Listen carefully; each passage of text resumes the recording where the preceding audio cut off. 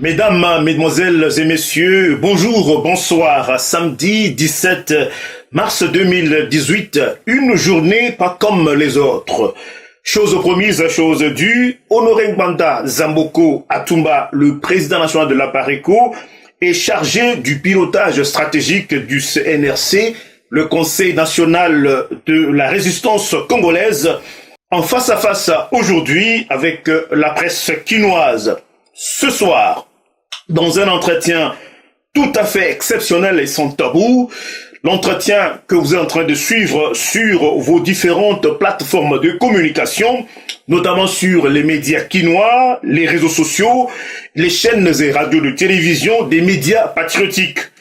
Honoré Ngbanda Zamboko répondra sans détour aux questions d'un panel particulier des journalistes quinois.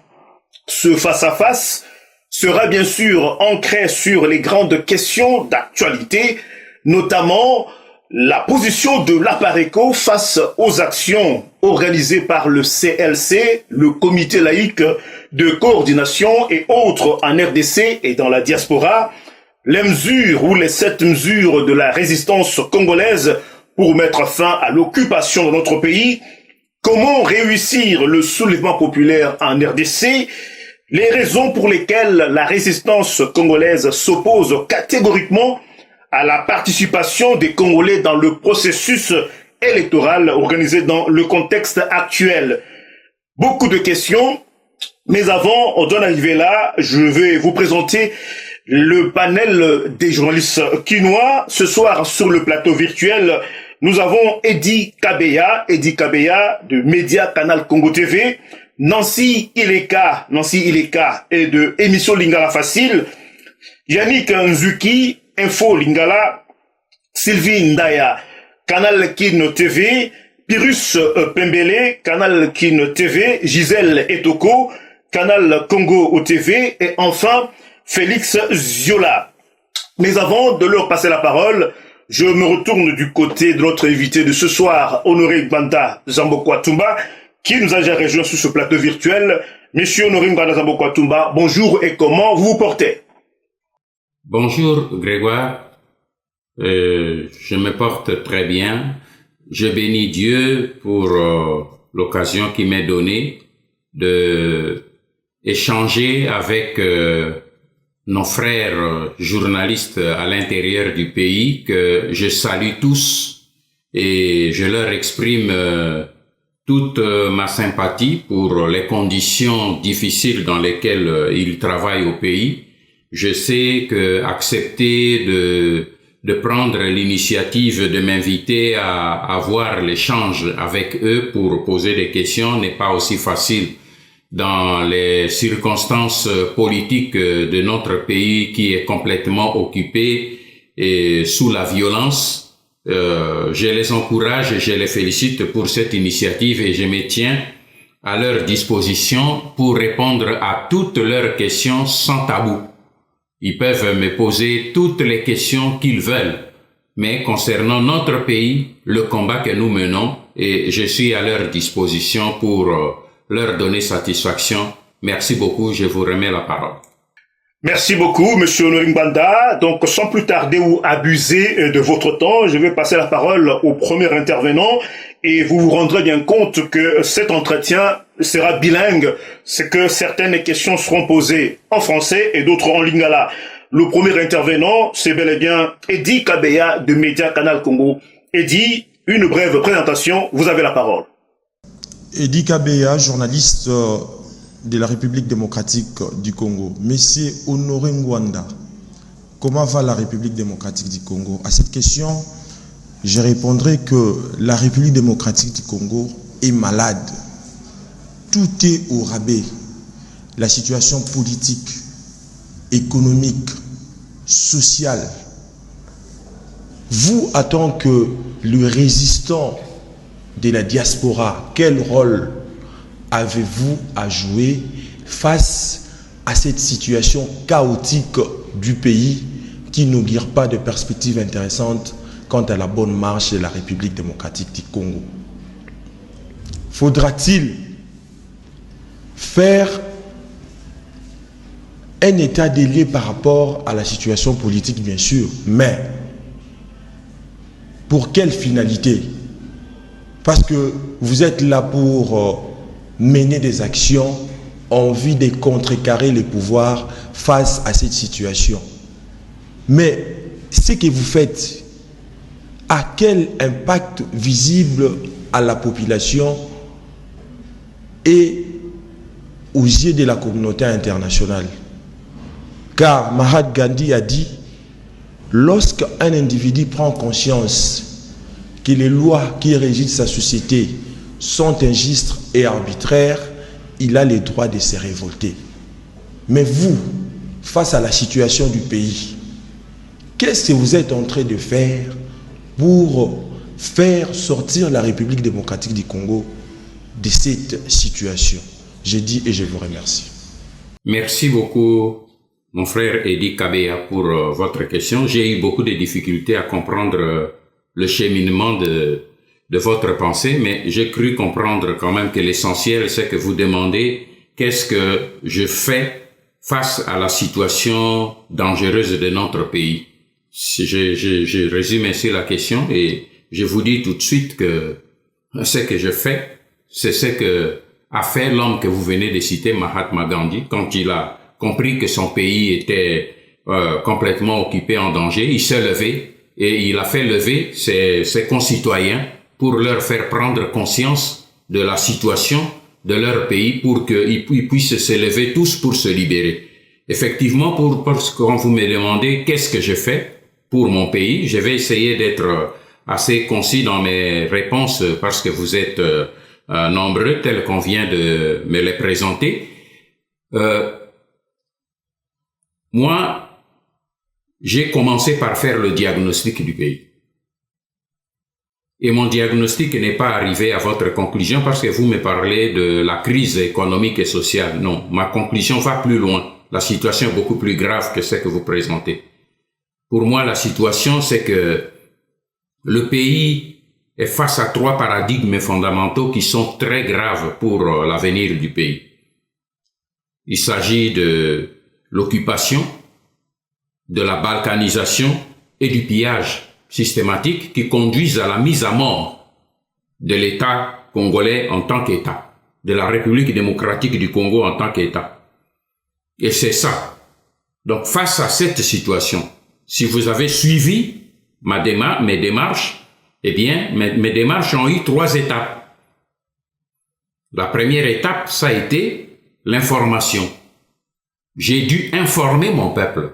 Et si vous regardez dans vos archives au niveau de la RTNC, vous trouverez par exemple les interviews que j'avais fait déjà au pouvoir à Kinshasa quand la guerre a commencé pour dire à tous les Congolais, au peuple congolais, que la guerre qui vient là, ce n'est pas la rébellion dont on vous parle, le libérateur, ce n'est pas le Laurent Désiré Kabila dont on vous parle, mais que nous sommes victimes d'une agression. Regardez l'interview avec Omar Ouetté par exemple, où j'ai décrit tout cela. Donc, mon premier rôle a commencé à l'intérieur du pays et quand je suis sorti, d'informer. Quand on a tué Laurent Désiré Kabila, qui a compris ce que je vous disais en retard, et on l'a remplacé par un Rwandais, Hippolyte Kanambe, que vous appelez Joseph Kabila, par erreur ou par ignorance, eh bien, je suis revenu à la charge pour vous dire, celui qu'on vient de vous mettre là, ce n'est pas un Congolais, ce n'est pas Laurent Désiré Kabila, son père est Kanambe. Ceux qui l'avaient amené ont dû même retarder, pour ceux qui ont suivi l'événement. Quand j'ai dénoncé ça à la presse internationale, on a dû retarder la cérémonie de son investiture de 48 heures pour essayer de parer à toutes ces révélations. Donc, j'ai poursuivi le combat de la révélation, de l'information, pour que le peuple et vous-même soyez informés, le travail que vous faites pour la population. Et ensuite, je suis passé à la phase de la conscientisation. J'ai écrit des livres.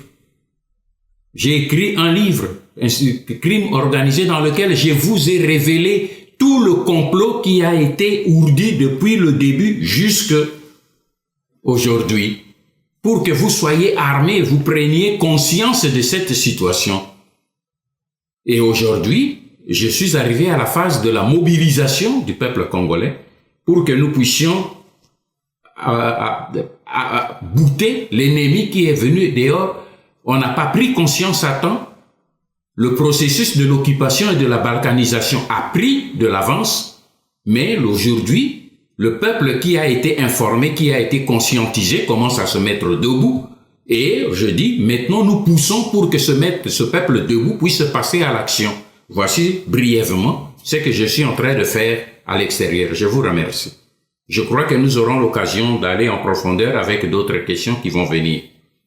Merci bien, M. Nringbanda, pour cette réponse on ne peut plus claire. Deuxième intervention, elle sera bien sûr faite en lingala. Na Kota Nabiso, na Mwanamboka Nancy Ileka de émission Lingala Facile.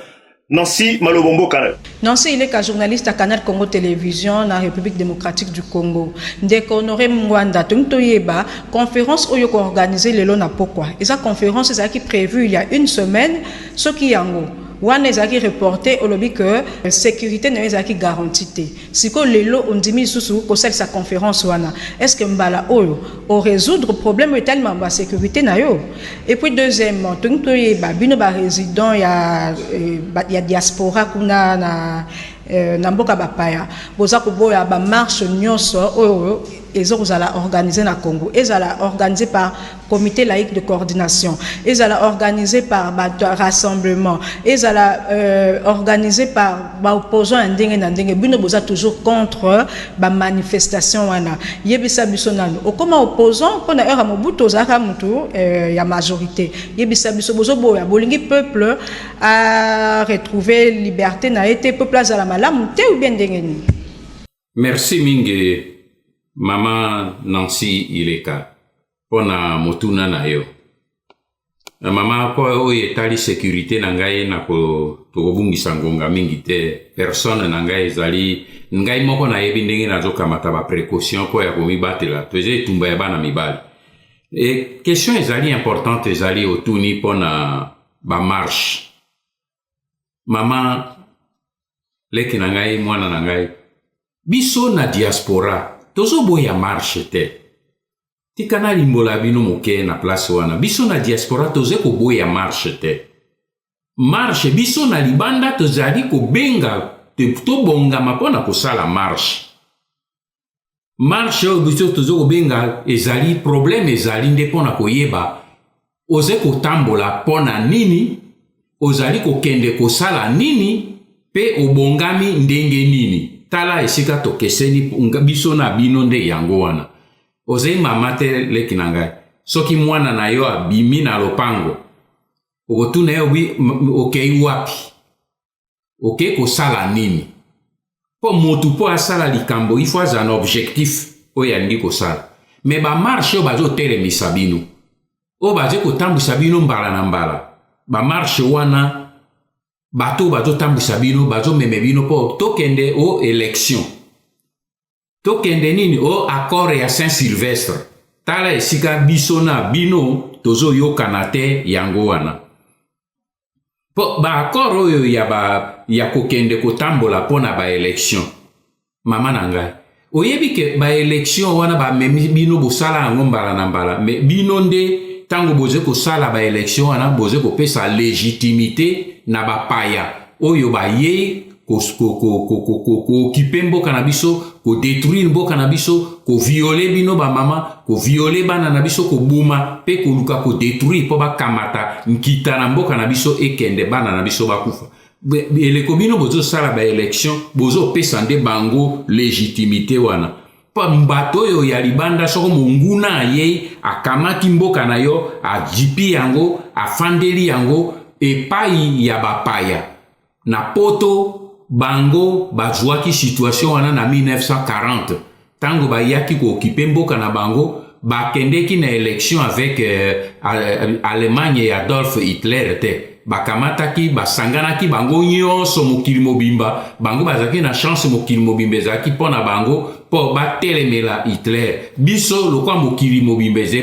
contre pona biso te po bango bato ya mboko ya minene bango nde baze derrière ba Rwandais obozo mona ba eko occuper biso po bango ba yibaka ba richesse na biso ba pesaka bango. Donc biso lelo toze ko zila lisusu que armée ya nini ya États-Unis ya Europe et ya kosalisa biso te biso nde bana mboka to telema to bongama to sala marche oyo que to kende pona ko bengana mopaya akende définitivement. T'as la différence. Tobo y marche te. Marche, il faut marcher kende et souka na soulèvement. Et souka na ko bengana mopaya. Et mopaya kende me ko kende marche, ok, ba bomi bino, bozongi boleri, bokundi bato, ok, boktemi na nzira ba bomi bino, boleri, wane zelo kwa tozo bomi sabana na biso inutilement.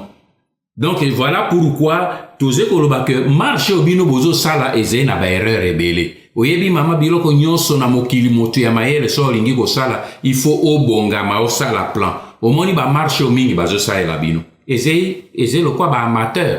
Eze na plan mon côté, eze na organisation mon côté. Logistique ezalite. Durée ya marche bozo bima ba bimisa bino na marche nini 1 heure, 2 heures, 3 heures, ba beti masasi bana bakufi bozongi bokeko kunda boleli. Eze bongote marche soki pona soulèvement populaire o biso tozo senga. Ezali que to bonga manabino po soki to bimi ezeli kambo ya 2 heures te makambo ya mokolo moko te boza mikomi bala mikomi sak mikomi ne mba mususu poso mobimba. Même poso mi bale to côté le mela na mboka peuple à côté le meti jusque pouvoir ba paya to bengani bango. Alors, wane kosenge nini kosenge logistique, et kosenge organisation, et kosenge encadrement. Or, ndenge boze kosala ba marche wana kuna, na kati na bino pona organisation, bato yo baze ko ba organisateur, ba top baze na kati. Be na kati na ba organisateur wana, biso to yebi po ba top baze na kati. Pebe na kati wana batu ya aner, batu ya demia pena bazali na kati. Baze ko assister na kati ya nini baze na bato na bango na kati baze ko indiquer bango ba meneur. Omoni mama problème monene otoze na biso na bino wana. Po bozolo ba pona nini boze ko lingate non. To boze ko commettre ba erreur na ndenge boze ko sa mosala. Na kati wana ba top bazali pe ba top wana baze ko identifier ba meneur. Ba jeune oyo ke lobby tango to kosengena bango pona véritable soulèvement populaire bali misa bango nyonso to. Omoni ka ya Rossi. Bomoni détail moko ezalaki wana. Policière oyo ya Kanambe oyo ya bomi Rossi. Eloko nini asalaki? Abengi Rossi. Tango ayepo akanga porte. Tango mwana mobala mi baluki abeti masasi. Boyebi pourquoi abengaki? Po ye policière wana ayebi elongi ya Rossi te. Service ya renseignement ba yebisi ye o bazo communiquer na bango abi Rossi aze na kati. Parce que batu na bango ba top bazaki na kati. Babi aze na kati wana, c'est lui le meneur. Soki bo bomi makamsi fobo libo éliminer. Pezo sa mitindi wana ba Rwandais. Yango wana mwana mwasi wana po lukwa talaki bazalaki mibale misatu mine ya bino, il faut na identifier ye malama bengi Rossi tango mwana mbala mi retourner abeti ye masasi. Donc ozo mwana wana ezebe indication que ndenge ba organisateur bazo sala il faut oyo biso tozo senge bino po biso tozei pe na 5e colonne na biso parmi ANR na kati ya ba police na nini soki ba réunion ezali tope aye tokoye ba ye ke oyo azali tope mais ndenge o bazo sala kuna lokwa comité laïque azoko sala précaution mon côté, connaissance mon côté, nini organisation mon côté, bimaka ka tambola et pas nini bozo kende. Bakoye bisa même point de rencontre était objectif moko ezalité. Donc pouvoir azena est tranquille. Toze ko bomisaka ka bana pamba. Talaki no yo biso tozolo ba ke il faut nini soutien, il faut organisation et salema. Tomitia et sika moko na kanisi to komela yango na ba nini ba mesure sambo na sengi ezali pour que to sala biloko d'une manière professionnelle biso nyonso ba tete nyonso ekota na kati pe to sala po tango to telema monguna azali susu na possibilité ya kosala quoi que ce soit. Merci mingi mama ezete que to boy marche to lingi marche mais marche il faut comme na résultat na yango monguna akima. Mais soki marche zeka te to bimisaka bana munguna bete bango masasi bana bakufa toke kokunda bango to sali lisusu boye wana komi kwa biso moko baboti to komi ba irresponsable. Merci mingi, que Dieu vous bénisse. Merci mwana mboka Honoré Ngbanda Zamboko Atumba wanizalaki eanonayo na mutuna mibale ya Nancy Ileka toleka na troisième intervenant ezali mwana mboka Yannick Nzuki oyo ya Info Olingala. Yannick, ma petite présentation mpe zwa maloba. Monsieur Honoré Ngbanda mbote na yo esika wapi ozwami na zali bongo Yannick Nzuki journaliste na République démocratique ya Congo. Motuna ezali nazali na mituna mibale ya kotuna yo yambo ete na kendemba na moko na motuna ya liboso na lingaki na eba lelo bozali ko sala ba marche pacifique na bikolo wapi bisika bozwami kasi ya motuya nga na lingina eba ezali ete bozali ko luka soulèvement populaire le lenge moko esamaka ba Burkina Faso na bikolo mosusu ya Afrika tope bit na bino ya ba marche wana ezali nini pe motuna ya mibale ezali ete lelo awa tozali komona accord ya Saint-Sylvestre esinyamaka uta le 31 décembre 2016 kasi na komona maso wana ndenge salemaki na volet na yango ya décrispation ezali na ba politiciens oyo bakenda na exil bakombo na bango ezali bongo na kati kasi yo kombo na yo ezali te esalaka yo ndenge nini tope nini oyo elobelaka yo tango kombo na yo ezali cité te na kati lokola ya bandeko Mbusa Nyamwisi. Merci beaucoup. Merci mingi leki Yannick pona motuna na yo. Eloko ya liboso na lingi na pesa yo précision leki na ngai c'est que soulèvement populaire ekosalema na poto te. Na ndenge na yo ki na question na yo pona longola toute confusion. Soulèvement populaire ekosalema kaka na kati ya République démocratique du Congo. Mais ba marche na biso libanda na ba activité nyonso tozosa libanda ezali tina nini po biso tozali nde lokola la voix des sans voix bino na kati ya mboka bozali na possibilité ya koloba makambo nyonso oyo biso libanda tokoki koloba te talantina oyo biso to libanda tozali na objectif mibale ko réveiller bino ko pesa bino ba information po bino bato boze na kati ya mboka surtout au niveau ya population boze ko yeba makambo ebele te biso ba toze libanda toze na ba moyen toze na ba réseau toze na ba tuyau oyo toze ko zwa ba information e na kati na mboka e na kati ya communauté internationale po to ko kakuyebisa bino mais biso surtout ce temps tozo sala ba marche ze po to alerter opinion internationale ba yeba pona nini parce que ba médias occidentaux mingi yoze mo komisango yebi yango ba médias occidentaux bazali mingi kolanda ba lobby oyo ezali derrière banguna oyo bakoti na mboka na biso bango bazali ko couvrir vérité yango no moni balingaka kosala relais ya ba nini ba thèse oyo ya biso ya ba résistante po ba yebi que ezali contre ba intérêt na bango mais biso ma marche toujours ko sala libanda ezali pona bino pona ko porter voix na bino libanda parce que même bino ba journaliste o ya biso lokola bo ndenge na yebisaki bino na introduction bozali na liberté ya ko communiquer na nini lokola ba ninga na bino ba susute to yebi yango tozoki ko condamner bino te parce que lelo soki bolobi vérité o biso zolo balibanda bakoboma baninga na bino ba mekaki ko tombola mongongo ba bomi bango tolobi te ke bino nyonso bosala bongo ba boma bino nyonso no to sengeli na bino baso pona mosala toze nango po totonga mboka lobi yango wana biso toze ko sala relais libanda na maze ko leka na kati ya mboka libanda toze ko sala ba marche pona ko tombola mongongo et heureusement na mosala oyo diaspora asali yango wana nde eze kopesa frein po tango biso tokotombola mongongo libanda bato oyo baponaka bango peuple na bango bazomona biso na balabala baotuna likambo nini tolobi tala ndenge bazokoboma baye kozwa mboka na biso mpe ndenge bazokoboma biso alors tango bango baze komona biloko wana ekogene bakonzi oyo ya bango bazoya koluka koyokana na bapaya oyo bazokosala na mboka na biso pour que ba meka kolata ba gant soki ezalaka bongo te baleki nanga soki ezalaki diaspora ya Congo te mbele Congo ese kei mbe RDC ese kei kala mais lokola diaspora telemi ezali po akoka ko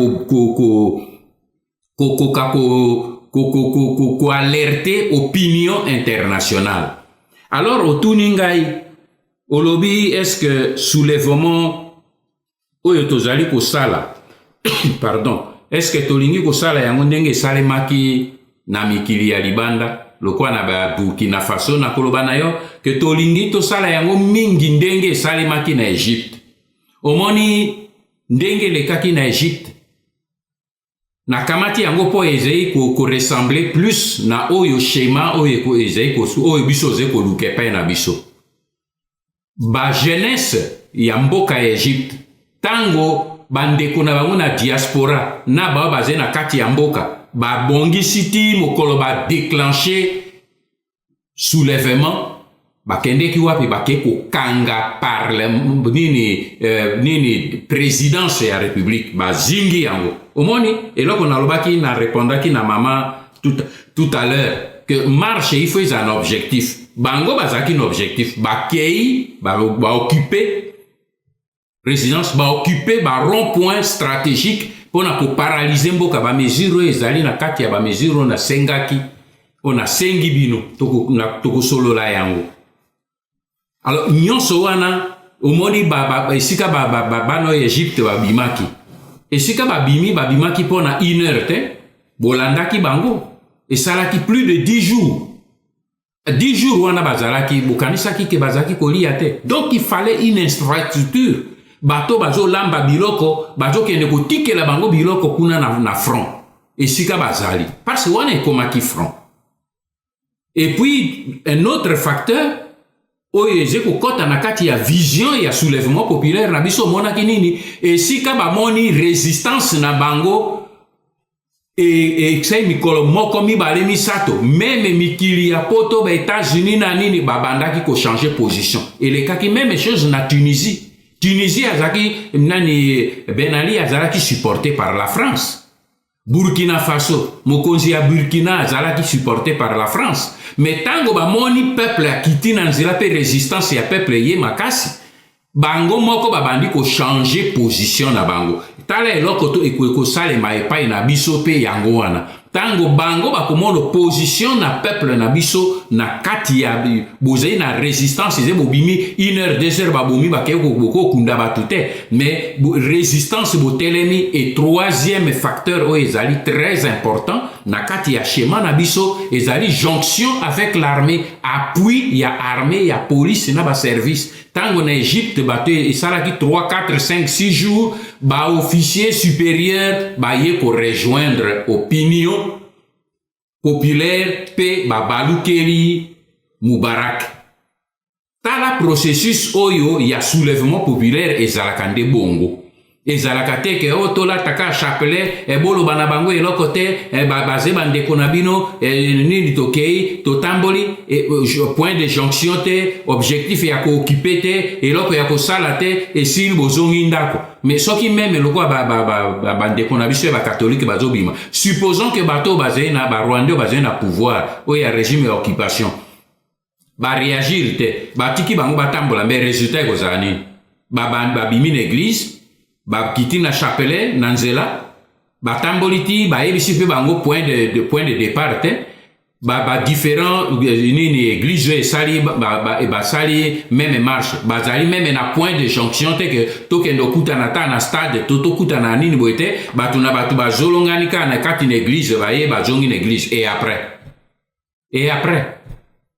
tala différence esika toze nango yango wana. C'est pour cette raison que na schéma o ya soulèvement biso zolengele to sala na bino ezali lisanga ya ba congolais banso ba politiciens ezala société civile armée police service église école lycée collège institut supérieur université ba église nyonso biso banso tango toko kita esika moko esalema na Kinshasa na Lubumbashi na Kisangani na ba chef lieu ya ba région nyonso na Matadi na Mbandaka et tout eleko nyonso wane ko salema ata ba payango basali ndenge nini pe tolobi tokozonga ndako te ti bato bakimi mboka pe to bandi ko ba soda o ya biso o ba je ko botolo bango ba botola bango ba mandoki ba ye ko rejoindre peuple ba ye na ba moyen o ya bana mibali wana je voler ba lo bakango liko na ngomba te ba bongami pe lo ko bana mibali pona ko ya derrière peuple na bango banguna ba kokima tala schéma o yo biso ze na ngo yango wana alors leki otuni motuna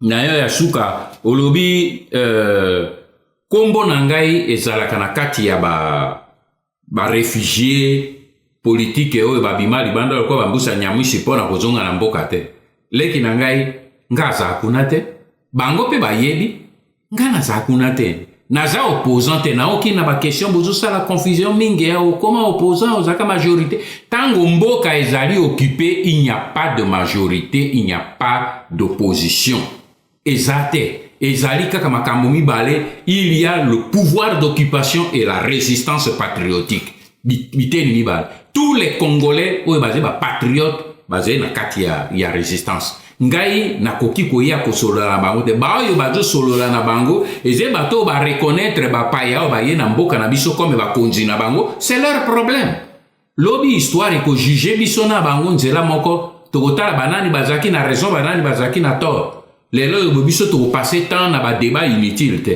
nayebisa na bandeko bazolanda ngai débat inutile tia pembeni totala maintenant ndenge nini tosikola mboka na biso alors baya baloba yo ngai Honoré Ngwanda na nini ye mwana ya ndeke oyo boye ya Rwandais oyo azana yende apesa nga autorisation pona zonga na mboka nanga mais vraiment ezei soni que yo congolais mboka na yo Congo bongo mopaya oyo aye kokipe mboka na yo yende a autorisé yo et maintenant je t'autorise regagne le Congo jamais biso kokota na kati ya schéma ya bosoto wana te kokanisa ata mokete ke ezosala ngai ata suite au contraire soki bamekinde kotia kombo na ngai wana bokoyoka mongongo na ngai nakotelema mpona koyebisa bango kende kotala s'il pleut dehors ndenge balobaka na poto parce que moi je ne suis pas concerné par bato oyo bakolabo oyo bandimi bango ke bakonza mboka na biso bongo bapesaka bango mitindo yo yaka fandawa yo yaka na pesa poste oyo yo lia oyo yo sala oyo wana ezei ko problème ya Honoré Ngwanda te biso na résistance c'est notre pays notre terre soki ezei un congolais moto azei wana bongo alobi na nga Ngwanda zonga okoloba ndenge meme nani Laurent Désiré Kabila tango atindaki motu pote na zonga na yebisaki na bi nakoki kozonga te tant que yo ozali na bapaya longola bapaya na yo bongo komona na komi pembeni na opoto sala mosala problème na nga ezei ya bakongolais te problème ezei ke tokoki kotika mboka entre maboko ya bapaya te tozei na bana basala kelasi oyo basala kelasi na ba domaine nyonso tokoki kosimba mboka na biso moko me topesa yango na bapaya te batia kombo na nga batia te wana ezei problème na nga ata moke te merci mingi. Merci Mingi, Mwanamboka, Honoré Ngwanda, Zambokwa Tumba, président Choya Pareko, Mpe Mokambi, il y a section Oyo, il y a pilotage stratégique, il y a CNRC, au Isali Conseil national pour la résistance, il y a patriote congolais Mboka Nabiso. Quatrième question, ce sera bien sûr Sylvie Ndaya de Canal Kin TV. Bonjour Sylvie, prenez la parole et posez votre question s'il vous plaît. Sylvie Ndaya, journaliste en République démocratique du Congo. Monsieur Ngwanda, aujourd'hui président de la République démocratique du Congo. Quel est votre plan d'action? C'est ça la première question. Et la deuxième question, c'est de savoir quelle garantie pour la population congolaise. Aujourd'hui, vous, président de la République. Cette population ne va plus encore vivre la dictature de la Deuxième République.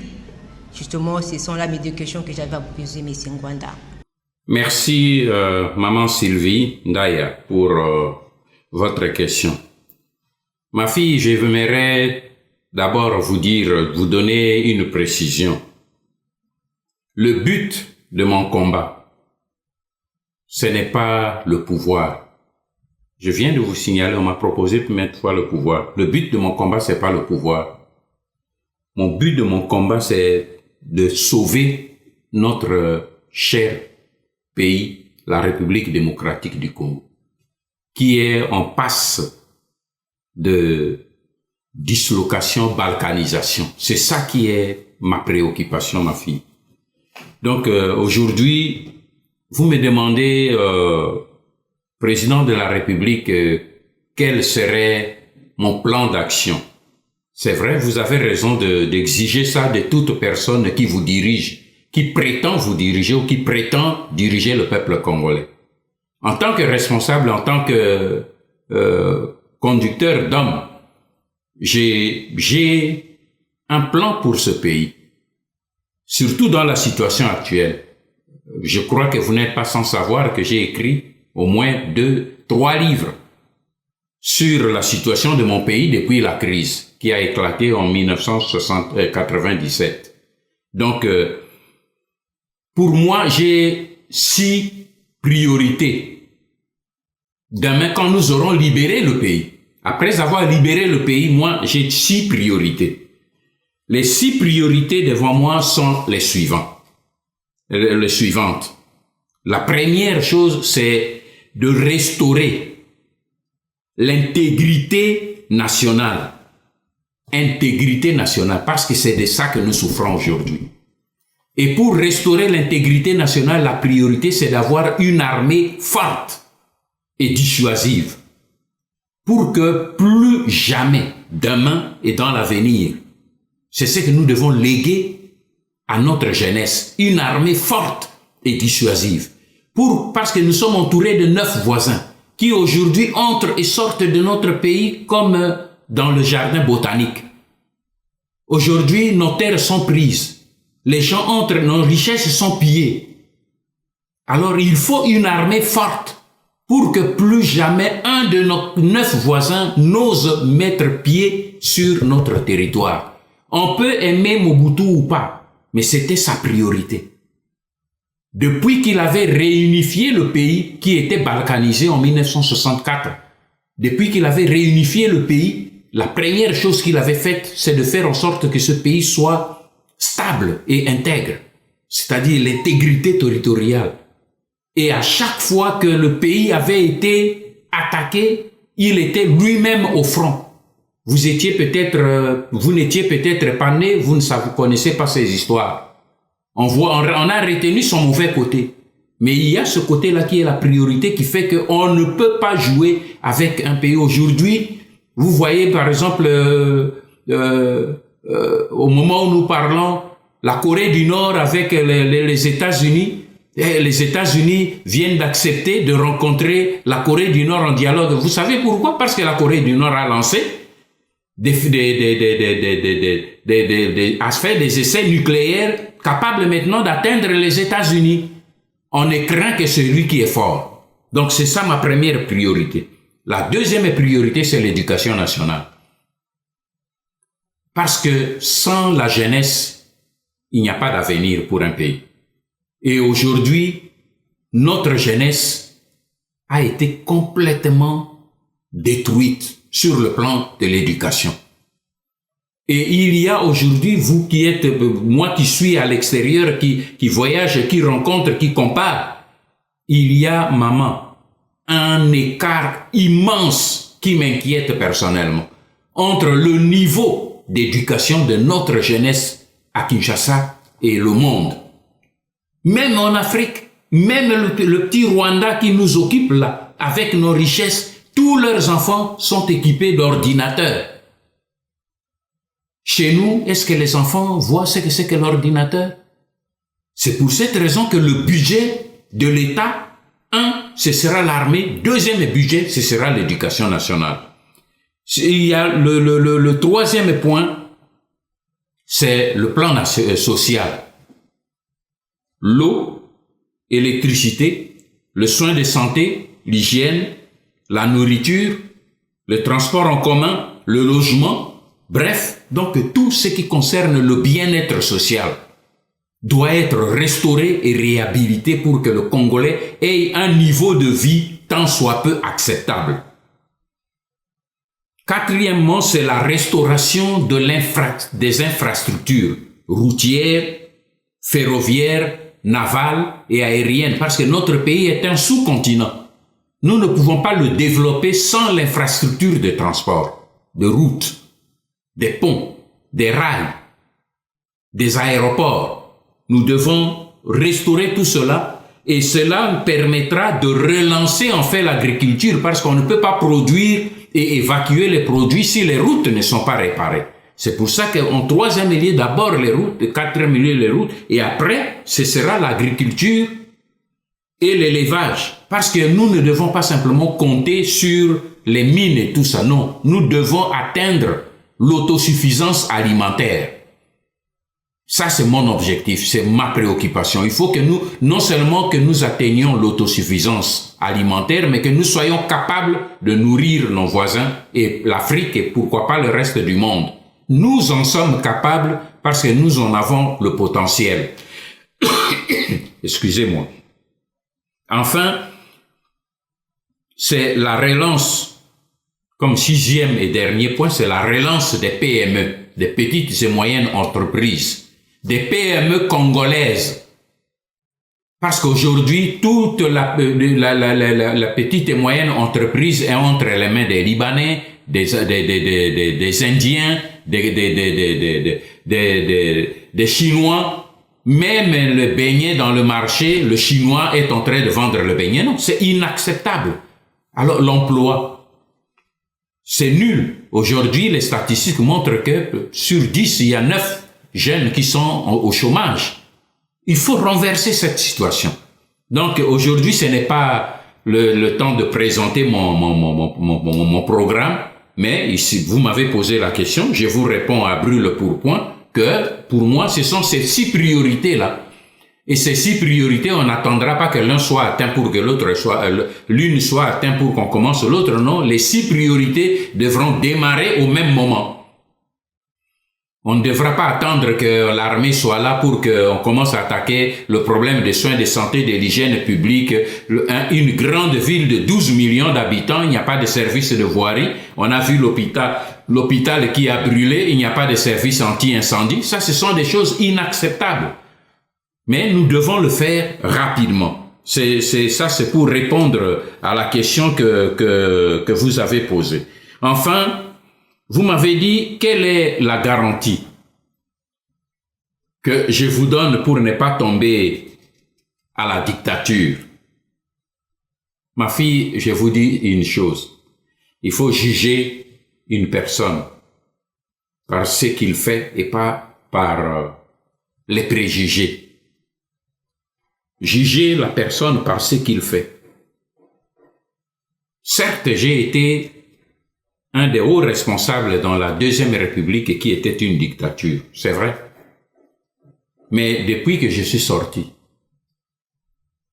j'ai été l'un des rares qui a fait un livre que j'ai mis à votre disposition pour l'autocritique de ce qui s'est passé lors de la Deuxième République. J'ai écrit Ainsi sonne le glas.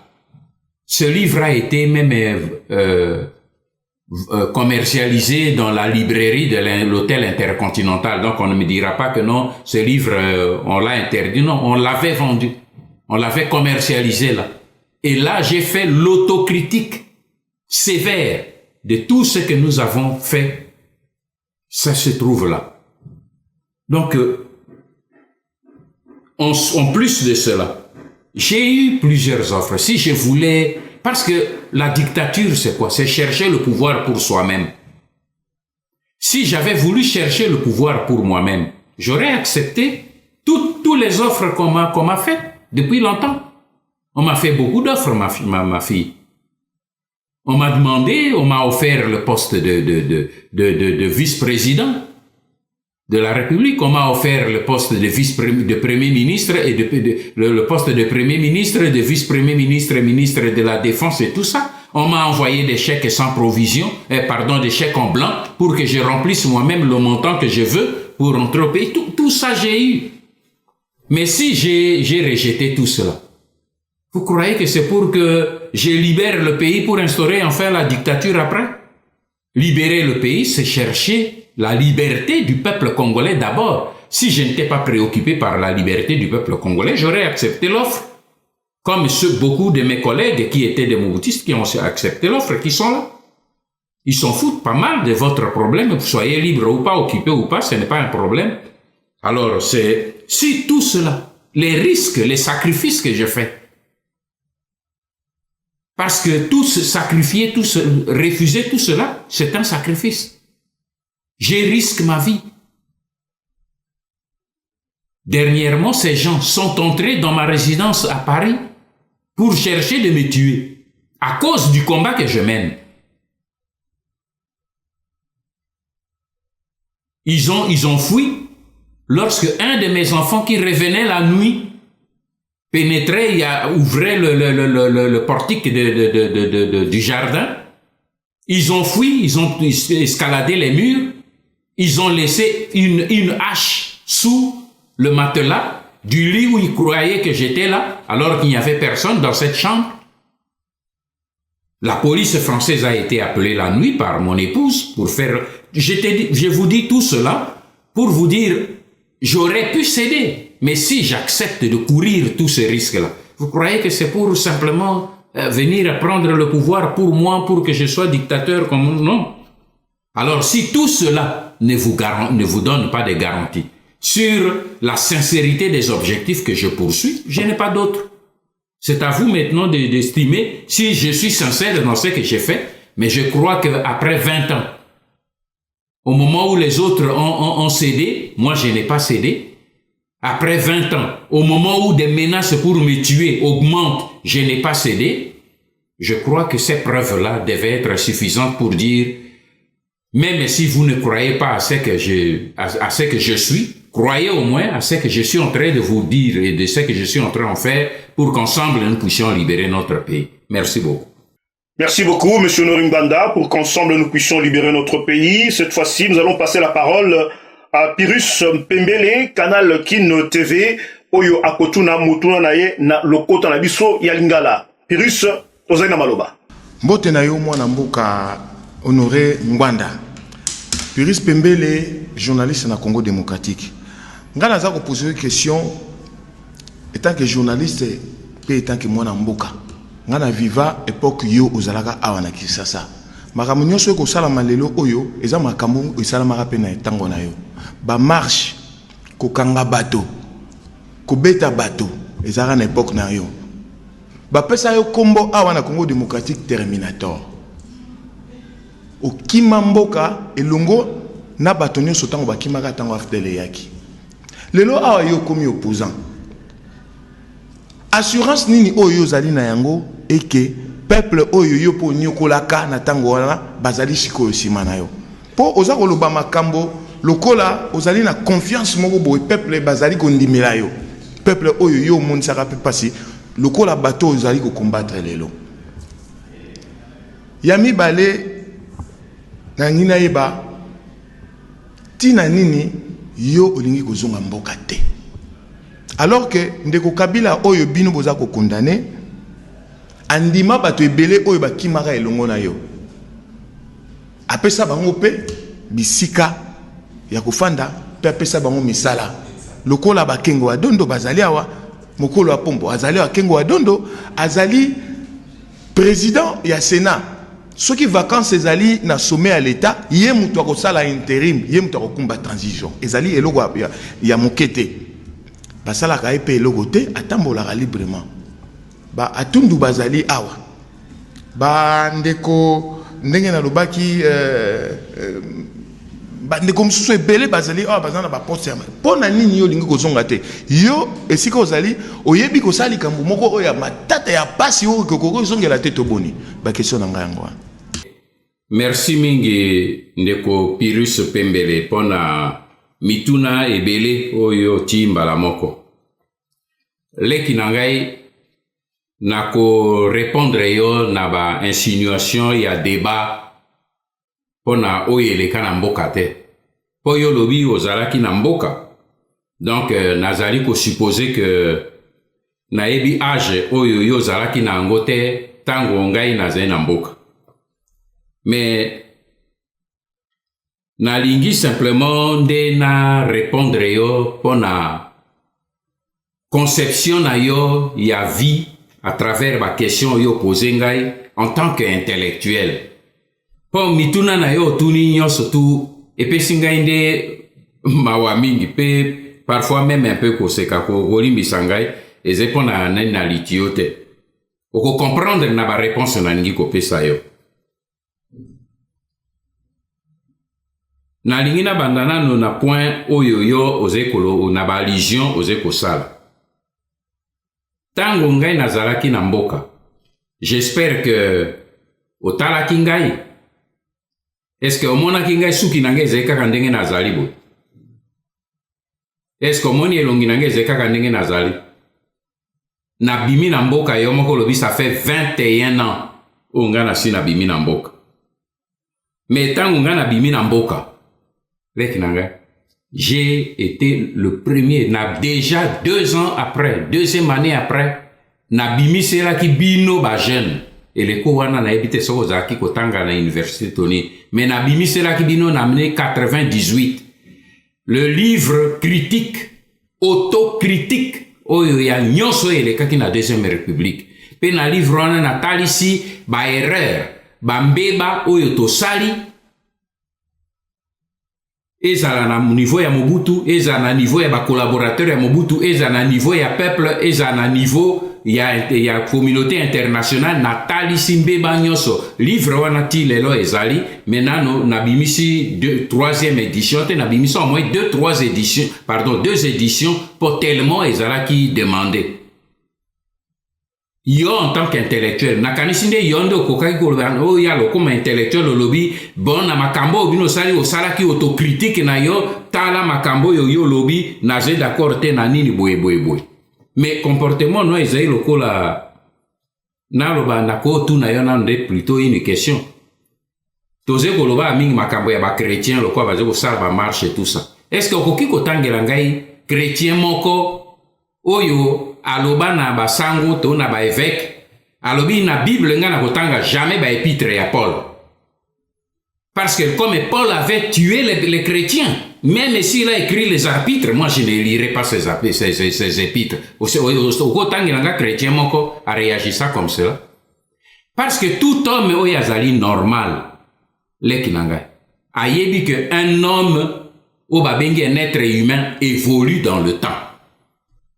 Il y a des gens babandaka malamu basuki mabe. Totika la ben époque ya Paul, Judas azalaki avant Paul apôtre, abandaki apôtre, disciple à Jésus, mais asuki wapi. Parce qu'il a commencé bien, il a évolué mal. Paul, ye moko azo reconnaître on a kati ya ba épître na ye, na bandaki na bomaki ba chrétien na banini. Mais lelo yo boye na découvrir vérité et na sali virage.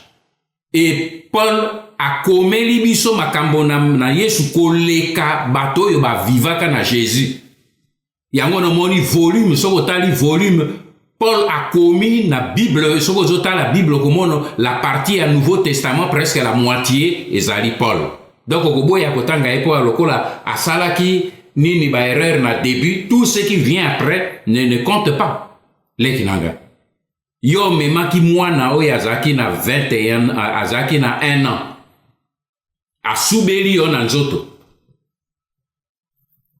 Yo okay 21 ans oye kokutana na mwana wana babi atala mwana oyo memaka yo wana bia yo okobele menangate yo subelaka batu na nzoto. Donc lokolo memaki ye bébé otikali bena ide ke ya zekaka bébé il y a 21 ans il n'a pas changé 21 ans ko subela na nzoto alors que motasa komi na université okolanda évolution na yete boni boyele kinanga nini 21 ans on abimi libanda. Tout ce que j'ai fait face na mboka oya bino oyo baba yeko bajo botolo bino yango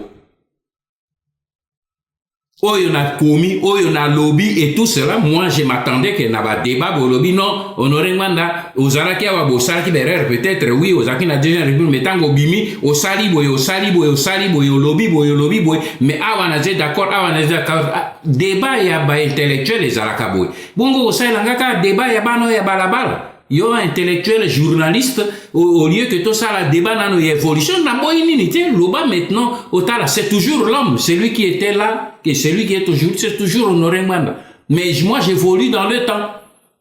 Yo kotika la yo siko zalaki mwana ozaki na ba erreur ba faute de jeunesse na ba faute d'enfance c'était ba photo yo zaki ko sala tango zala ki bébé ba photo zo sala tango zai enfant na yo sala ki tango zai adolescent na yo komisika adulte au changeate yo zaka diamant au fandi na kati ya mai banda ba créer yo au changeate au évoluer non, un homme évolue dans le temps. Lelo yo boye nini baje ko talisa yo que voilà situation ya mboka na biso tel que ezali 21 ans après il faut to luka excusez-moi to changer situation ya mboka. Alors situation ya mboka ezo kende yo fandika kana Terminator. Alors ce Terminator depuis qu'il a quitté Congo yo yebi eloko nini a salate en tant qu'intellectuel lelo yo lengeli ke bobenginga to échanger au un intellectuel a dit bon cet homme là il était au point A ça mais au point C maintenant qu'il est qu'est-ce qu'il a fait, comment il a évolué pour que tout ça la débat sur la situation, est-ce qu'il est encore utile pour nous aujourd'hui, oui ou non. C'est ça que l'intellectuel doit voir. Bazo talisa yo te tala sanza yango kuna. Yo au lieu que ta sa bien mosapine katana mais mosapi katana etenyo etikali wana ezo talisa yo sanza mais tala sanza tu découvriras la lune. C'est tout ce que je te demande. Moi je n'entre pas dans ces débats là, il y a bat radio trottoir, il y a banini et tout cela pour ceux qui sont intéressés yo alors mukolomogo tout ça là ngo kaka sur ces points là. Et vous verrez que Ogobi m'a réduit. Olobi nangai olobi assurance ni ninga na zanango que peuple akolandangai pour nazo kolobalo comme si peuple aze simananga ele qui oso commettre erreur. C'est parce que peut-être justement tu hollandais là comme mon côté j'ai écrit des livres, j'ai fait des conférences et tout cela. À aucun moment je te mets au défi. À aucun moment on retrouver un passage où j'ai dit de ma bouche landangai onorengbanda bo landangai. Non. Je suis comme Naouti Kolobela, un homme qui te montre le doigt. Tala danger nyoka a koti nandaka. Yo lobi okotala nyoka te po mosapio yo boyezo talisa yo direction ya nyoka et katana. C'est ton problème. Moi, je sais que le peuple congolais n'est pas idiot. Parce que le peuple congolais sait que je ne lui demande pas de suivre l'homme, ma petite personne. Non, je lui demande de regarder la noble cause du combat, de la lutte pour lequel je lui demande de se mettre debout, parce que sinon, à ko perdre mboka nae, à ko perdre mabere ya bakoko nae na est, basi ba botolo, tout na bande kono basé na est, doit comprendre. Au moment où tozo solangana yo et au yebi que 2 millions de Congolais basi ba perdre terre na bango na Kivu. Et quand on vous montre tous ces dangers là ezalaki na Kivu et le ngwe na Kivu et komi na Kasai yangwane komi na Kinshasa avec ba vache na bango ba okitela bino na Kinshasa yo fandi kaka na Terminator oleki nanga. Okotala direction ngai na zo kotala bato oyo nini baze ko kote la biso pe na yebi que peuple congolais à côté les merikolo pe akolanda ba idéo même story soki le lobo engai na zolo ba lobi okoki ko ka ke honorer manda nini a kwe avion akei ou bien a kende ki hôpital à Limoges. Moi je suis un être humain, à mon âge je regarde pe j'ai pas problème acheter parce que moi na mbula moko azokufa moi na pas son mibale azokufa donc nous regardons là où nous partons. Et c'est là que ça, regardons la destination et le combat autorisé qu'on mène. On a quand si on conduit à Kamotuka, on a la rétroviseur, on a la caliboso, on voit qu'à sur un rétroviseur de temps en temps. Mais ce que yo lobby, on conduire volant mis son nom à rétroviseur, mais au ça la 2 minutes était au sali accident. Moi, je sais, je ne dis pas que peuple alandanga na lobi peuple alandaba idéo ya combat autorisé ko ça. Otuninga motuna mosusu lobi pona nini na lingi kozonga comme bakengo ba mokolo na ba tundu oyo bazongi na mboka te alek. O wana moko comme je t'ai dit au début, je suis écœuré. Vraiment écœuré que un intellectuel comme yo, un mokomisango Olobake, ozo reproche ngai pona nini na landi ba mobutiste oyo bazongi pona koteke mboka pembeni ya ba Rwandais kosala na ba Rwandais kobuma mboka ba mbongo pona ba poste na bango lobi ba ye ba pesi bango mopaya ndako na tata na yo aye apesa mbongo et tout ça olobi bon oyo mususu azena Sénat lelo soki mboka ezete moto oyo lobi azena nini azena Sénat soki pouvoir ekei bako zo est-ce que c'est congolais? Aza congolais, mais ça ne vous dit rien. Avant zonga mboka aleka ki apareka ki na Kigali. Oyebi yango, ozemu komisango avant ya na tango abimi libanda po azonga Kinshasa a transité par Kigali. Mais ba mosusu nyonso bazongi kuna baze ko sala na bapaya, baze ko sala na ba Rwandais pona koteke mboka oyo ya mabere ya bakoko na yo, ba wana nde baze ba bon mobutiste ozo reprocher oyo aboyi kozonga. Ba pesi ba proposition parce que ngai na koyebisa yo bango ba boy kozonga bango nini na bato basali misala wana nyonso tu oyo moto ya boy kozonga yende ozotuna ye ami justifier mais ba yo ba ye koteke mboka pona vraiment en tout cas leki na yebite eloko ni bazole sabiso ba intellectuel congolais kuna na mboka na yebite. Comment on peut raisonner de cette manière-là? Moi, je préfère plutôt la question que ce soit la jeunesse congolaise va juger la question. Mais que nous introduire débat pour na yende pour répondre à la question na bino. Opposer une question. Na la question te oze ko senga na yebisa likambo nga na zo banga ko zonga na mboka pona bateau tsoko na boma, c'est ce que vous voulez toujours dire. Bato na boma bongo na zo banga kozonga na mboka ainsi de suite pona nini na linga kozonga na mboka te comme ba mosusu bazonga ki na mboka. Je vais vous révéler certaines vérités. Oyo na sina loba na ise ko révéler te na zo zongela certaines vérités na sina loba peut-être lokola ndakangai te otikala bene image ya Terminator tika na zongela na certaines vérités. Na lingi na yebisobo na kati ya ba mobutiste nyonso tanto bimi libanga.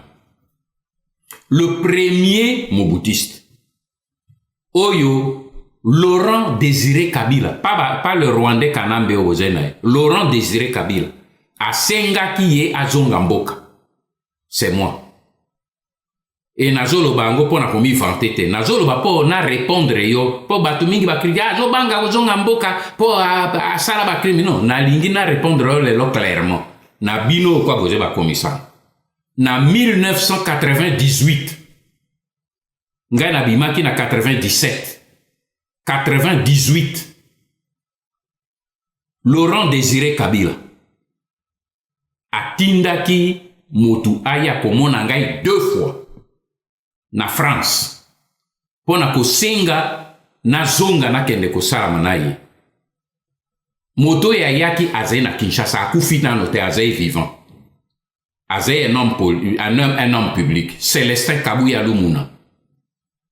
Azalaki directeur du cabinet adjoint na époque ya Mobutu. Tango ngai pe na cabinet asalaki na ngai. Yangwana Laurent Désiré Kabila tindaki ye aya komona ngai na France. 98. Na yebisi ye non kende koloba na Laurent Désiré Kabila. Abimisana no ba Rwandais oyo bayaki na ye. Ngai na ko zonga na fanda na ye avec les Rwandais te. Na uti ko yebisango tout à l'heure na une de mes filles qui m'a posé la question tout à l'heure. Pe nazo tanga ba témoin po bazai vivant bazai na personne na lobi moto akufi obiano o lobi akufi toko vérifier te lumuna zai vivant botunae. Mais eleko yo bokabu ya lumuna zo tunangai aye pona kozwa ngai to zonga Kinshasa au même moment le même Laurent Désiré Kabila a dit ko futisa ba mobutiste mosusu mbongo po bazonga Kinshasa. Ozo comprendre yo motozo ba ozo banga o sala nini bongo lingi ozonga te non eleko yo bazo ya na billet pongana kende billet first class pona zona kende vite na Kinshasa eleko wana ba mobutiste o bazaki ko sa démarche po bazonga ba mosusu nini nani Laurent Désiré Kabila futisi bango 2 millions moto yo tandi ki azena Sénat 2 millions ba mosusu afutisi bango $500,000. Même ba baza qui vient à Katia qui ça wana le quoi nani Jean-Pierre Bemba Jeannot Bemba za qui na prison pour abima à côté na gouvernement $500,000 yé moko ayebisa kinga ba mosusu ba futisi bango $200,000 motuloko atambwe mwamba boya ki ne ko futa $200,000 akende ko rejoindre RCD Goma. Donc au moment bazo ya ko proposer ngai nazonga le premier pendant que ko travailler nanani bato mosusu bazo fu ba mobutiste mosusu bazo futisa bango mbongo. Donc on a lingi pour Nathalie sayo que oh yo ze koloba mais est-ce que abangi peut-être au moment bato ozo banga ko zonga non ba proposer ngai kanambe o ya bino wana avant abanda kotinda bato po babo mangai abanda ki liboso na tentative ya ba corruption atindi bato pe bazali wana tout autour na ye avec ba chèque blanc abi remplissa yo moko le montant bayaki ba proposer ngai na utai koloba bo poste vice-président premier ministre vice-premier ministre avec portefeuille à ministère et à défense. Nyonso wana basalinga yango ba proposition. Mais sokinga na boy na lobi na no même oya ba mindele ba proposa kangai avant même Mobutu a quitté mboka te. Ba proposa kangai pour na remplacer Mobutu. Mais nazali na vision nangai. Vision nangai zali pouvoir pour le pouvoir. Te soki zakayango mais na koma na mboka kala. Mais je me suis dit, Tobimi, na pouvoir oyo, population, il y a eu des échecs dans la gestion et en boka. Il faut na kamata recul, na réfléchir, na tala ba erreur nini to sali, pe na mekakota. Moment on a zo sala réflexion wana, ba paya ba ye, ba bani ko tia manzaka na mboka na lobi na telema. Pe moto eloko bango bazotia manzaka soki ngai na meki kotia makolo na mboka bakoboma ngai loko ne baboma ba ezala ba évêque ezala ba pasteur moto nyonso ya telema bambuza mabe bananu bameka kotelemisa moto babomi soki na lingi kosikola mboka il faut na aider mboka na ngai ndenge lokola ba général de Gaulle basalaki to na organiser peuple na soulever peuple poto kende liboso. Alors, ce qui yo kanisi que non, azé libanda po akima, yo moko comparer. Sona lingaka ko zonga benazonga kala, benazo konza yo lelo na Kinshasa. Mengai na ko travailler na bapayate. Nazo tia mama Congo d'abord. Il faut tous à la libre, peut to diriger mboka na biso librement, même ce qui ba mabe ya mbeba ya ko diriger zali, to corriger ya mona kati na biso. Merci mingi. Merci Mingi Moramboka. Honoré Ngbanda Zambokwa Tumba. Le panel de ce soir est très riche. Nous allons cette fois-ci passer donc à l'intervenante suivante. Il s'agit bien sûr de Gisèle Etoko. Gisèle Etoko de Canal Congo TV. Bonsoir Gisèle, vous avez la parole. Oui, je suis Gisèle Etoko, journaliste en République démocratique du Congo.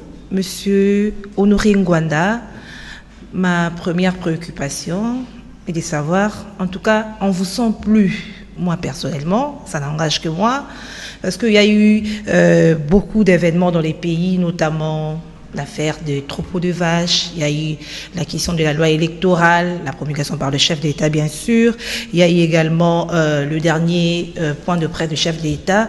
Dans vos habitudes, vous réagissez à chaque événement, mais nous vous avons pas senti. Qu'est-ce qui justifie ce silence? Oui, ça c'est ma première préoccupation. La deuxième préoccupation, Monsieur Honoré Ngwanda, quel est votre point de vue par rapport à la tenue des élections? Parce que la CENI a publié un calendrier, c'est le 23 décembre 2018 qu'il y aura élection conformément au chronogramme de la CENI. Est-ce que vous y croyez? Et tout ce qui entoure cette tenue des élections, il y a notamment la machine à voter, il y a la question du seuil des représentativités. Est-ce que tout cela, votre point de vue, nous voulons savoir, est-ce que vous croyez en la tenue des élections cette année? Et si vous n'y croyez pas, vous ne trouvez pas que vous êtes en train de donner l'occasion au pouvoir en place de se maintenir encore au pouvoir et vous tirer les choses en longueur au lieu que nous allions très vite aux élections pour qu'il y ait alternance dans les pays. Une autre préoccupation, la PARECO, c'est votre parti politique. Est-ce que ce parti politique est reconnu au ministère de l'Intérieur? Vous avez un siège en République démocratique du Congo. Si quelqu'un veut adhérer à la PARECO, qu'est-ce qu'il devrait faire? C'est ça la grande question. Et puis, une dernière préoccupation. Si vous étiez ici, sur place, en République démocratique du Congo, est-ce que vous seriez candidat président de la République? Ce sont là mes préoccupations. Merci, M. Honoré Ngwanda. Oui, merci beaucoup, Maman Gisèle Etoko. C'est une pluie de questions là. Mais je vais essayer de porter satisfaction à chacune de vos questions. La première question, vous avez dit, vous ne me sentez plus. Et vous ne m'entendez plus. Ben, moi je crois plutôt que c'est vous qui ne me suivez plus. Parce que je suis toujours actif. Je peux épingler peut-être quelques-unes des questions que vous avez soulevées, de relever quelques exemples. Le dossier des vaches. Je crois que la PARECO a réagi très violemment et vous a même apporté quelques éléments concernant l'identité des faux éleveurs. Le point de presse de Kanambé, j'ai fait une réplique très longue à ce sujet. J'ai écrit une lettre dernièrement à la Cinco concernant justement la situation du pays que vous venez de relever. J'ai annoncé les 7 mesures que j'ai proposées à la classe politique congolaise. J'ai organisé dernièrement, j'ai donné une conférence de presse au Press Club Europe à Bruxelles. Donc je crois que je continue à œuvrer comme par le passé, plus qu'avant. Donc c'est vous peut-être qui n'êtes plus sur le même diapason ou sur une même fréquence. Essayez de vous brancher et vous saurez, entrer dans le site à PARECO, vous vous rendrez compte que nous sommes vivants et que nous travaillons même beaucoup plus qu'avant. Vous avez demandé ensuite quelle est ma position face aux préparatifs des élections et à la problématique des élections. Ma fille, vous savez, je vous renvoie je reviens ici à ma première question, c'est à la première question qui m'a été donnée. J'ai parlé du diagnostic que j'ai fait. Le diagnostic que j'ai fait a conclu à l'occupation du pays, à la balkanisation du pays et au pillage systématique qui tous les trois conduisent à la mise à mort de l'État congolais. J'aimerais ensuite vous dire, étant donné que nous sommes face à la problématique de l'occupation, quelle est la réaction, la solution que nous devons avoir? C'est ça, ma fille. Le seul problème est là. Est-ce que notre pays, quel est le problème? Le danger qui menace notre pays? Quelle est la crise, le nom de la crise dont souffre aujourd'hui la République démocratique du Congo? Ce n'est pas l'absence des élections. Ce n'est pas ça. Parce que les élections, on vous a organisé les élections 2 fois. On a organisé 20 dialogues. Mais en Europe, lorsque eux, ils ont été face à la même situation que nous, il n'y a pas eu de dialogue, il n'y a pas eu d'élection. Mais dans les élections dont vous parlez, maman, il faut mieux que nous autres Congolais, nous développions notre mémoire. Mais on vous a organisé des élections truquées, des simulacres d'élections, qui n'ont rien apporté. Les élections qu'on a organisées en 2006, les urnes, nous vous avions sorti même des photos des urnes que Katumbi fabriquait en Afrique du Sud comme gouverneur au Katanga, et les urnes déjà bourrées des bulletins de vote qui partaient de l'aéroport de Johannesburg vers l'Ouganda pour entrer vers l'est du pays. Ces documents existent, les photos existent aujourd'hui. Qu'est-ce qu'il y a? Les Congolais courent derrière Katumbi comme un candidat. C'est là cette amnésie qui frappe les Congolais aujourd'hui, qui fait que notre pays a des difficultés à sortir de ce complot d'occupation et de balkanisation. Les élections dont vous parlez, maman, vous avez vu, regardez autour de vous. Dans le monde entier, vous avez vu quelque part où on a fait les élections sans recensement. Pendant 20 ans, on organise les élections chez vous sans recensement. Et pourquoi on ne fait pas le recensement? Parce que les gens n'ont pas de carte d'identité. Pendant 20 ans, sans carte d'identité, comment vous saurez qui vote qui? Et dans tous les votes qui se font, maman, les Congolais, je ne cesse de répéter ça, les Congolais votent, mais ils n'élisent pas leurs dirigeants. Ça veut dire quoi? Ça veut dire que les Congolais, on vous donne des bulletins. Vous allez avec ces bulletins dans les urnes. Mais c'est simplement une mise en scène. Mais ceux qui organisent les élections, au travers des urnes, des machines à voter que nous avions dénoncé avec des précisions comment les missions étaient envoyées en Europe, en Asie, pour aller trafiquer les machines à voter depuis longtemps. Vous en faites un problème aujourd'hui, mais c'est un problème que nous avons dénoncé depuis 2005, 2006. Vous ne voulez pas nous écouter. Vous allez voter, mais quand vous allez voter, les Rwandais qui sont au pouvoir chez nous ont déjà leurs résultats bien préparés par leurs appareils, les machines et consorts. De manière que quand vous avez terminé le simulacre là, eux, ils sortent leurs résultats. C'est pour ça que j'ai dit, vous avez voté, mais vous n'avez pas élu vos électeurs. Parce que tout ce que vous avez mis là, personne n'en tient compte. Eux, ils vont sortir leurs résultats à eux.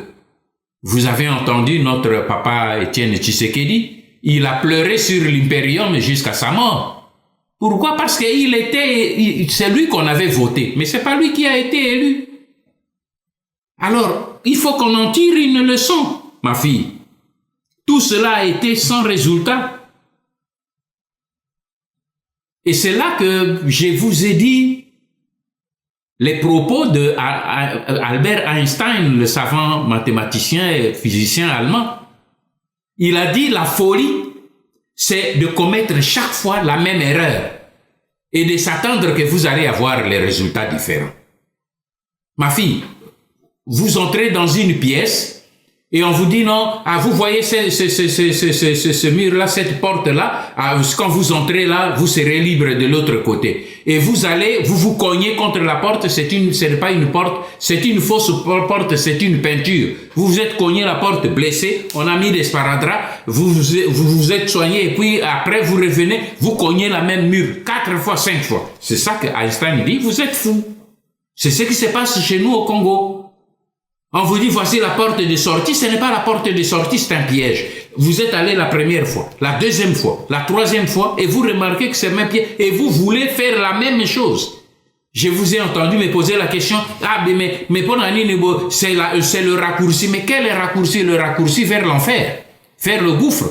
Vous voulez vous précipiter pour aller vers la mort, mais allez-y sans moi, sans le peuple congolais. Moi, je vais crier pour que le peuple congolais ne s'y engage pas.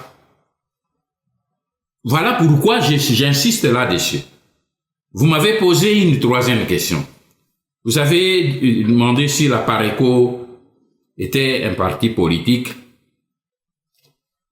Je vous réponds, ma fille, que la PARECO n'est pas un parti politique. C'est un mouvement de résistance. Et vous faites bien de relever que tout parti politique, il faut qu'il soit enregistré au ministère de l'Intérieur et à l'hôtel de ville de Kinshasa pour ceux qui habitent Kinshasa. Mais nous, on n'a que faire parce que nous ne reconnaissons pas le régime d'occupation avec ses institutions et leurs animateurs. J'entends beaucoup parmi vous dire, vous êtes des opposants. Nous ne sommes pas de l'opposition politique. Parce que l'opposition politique suppose que vous êtes dans un régime que vous reconnaissez ceux qui sont au pouvoir, mais vous leur reprochez uniquement leur méthode de gestion. Comme c'était au temps de Mobutu, vous étiez en train de combattre une dictature parce que c'était un pouvoir interne. Et vous étiez en train de combattre pour le mettre de côté avec ses méthodes de gestion. Mais ici, nous sommes devant l'occupation du pays par les puissances extérieures. On ne négocie pas, on ne vote pas, on ne signe pas les accords avec eux, on les dégage.